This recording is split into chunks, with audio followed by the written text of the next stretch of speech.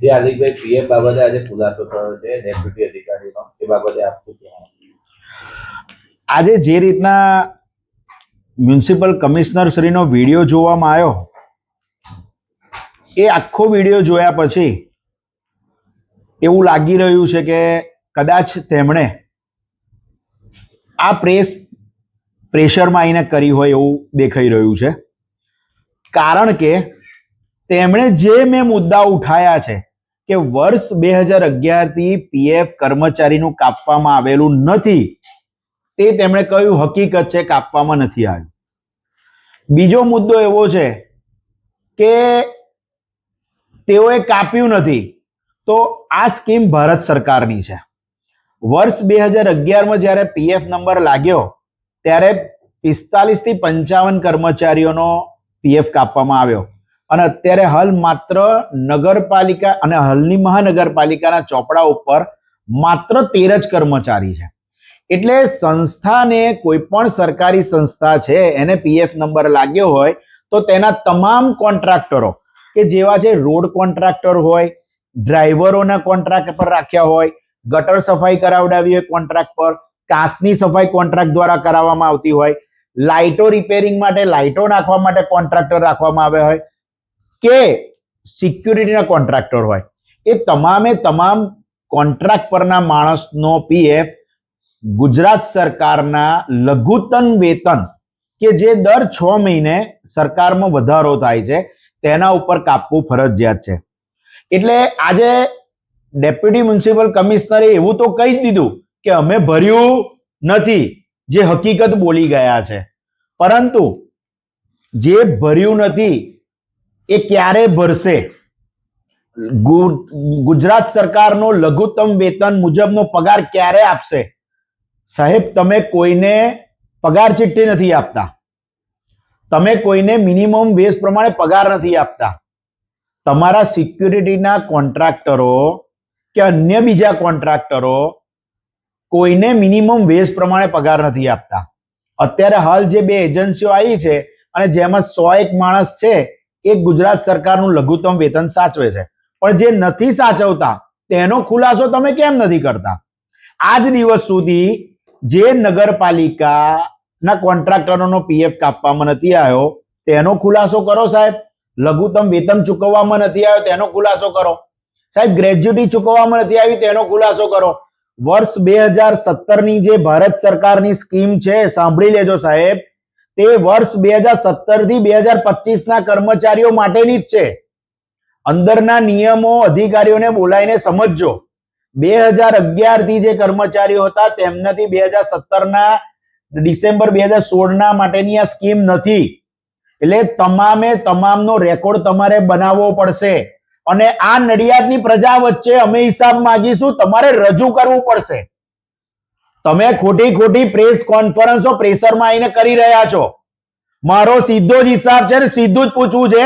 વર્ષ 2011 થી minimum veg નથી કપાયો તો કેટલો બાકી છે ચૂકવો? કેટલું પીએફ બાકી છે ચૂકવો? કેટલાને ગ્રેજ્યુટી બાકી છે ચૂકવો? કેટલાને બોનસ નથી આપ્યું તો બતાવો તમે નડિયાદની જનતાને કે અમે આટલું બોનસ નથી આપ્યું.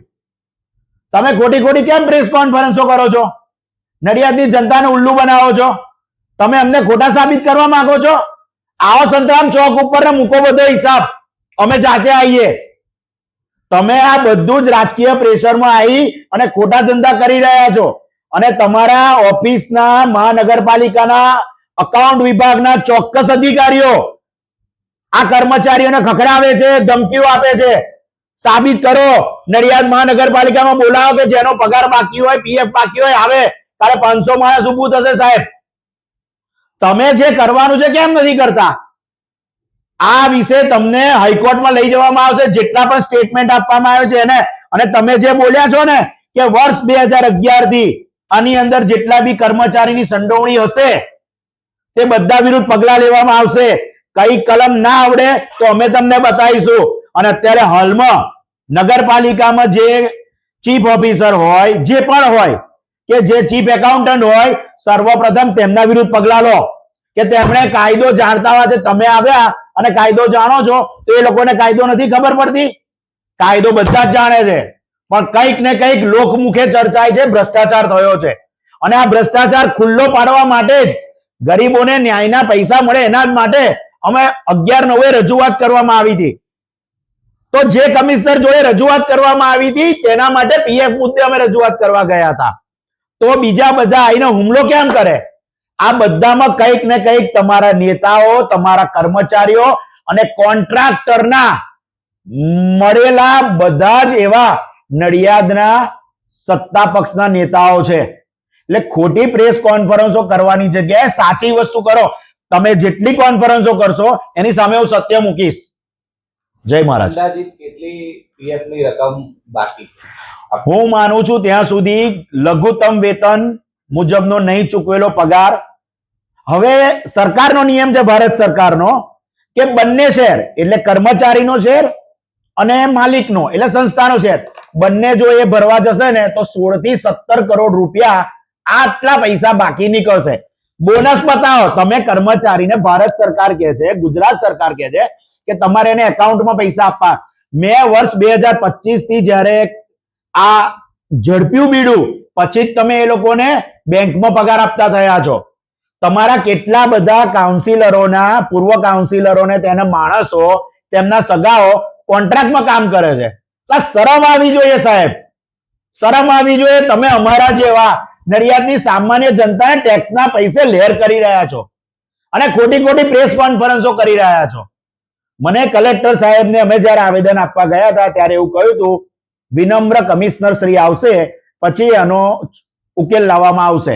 તમે જુઠ્ઠો ઉકેલ લાવો છો. તમે ખોટું કરો છો.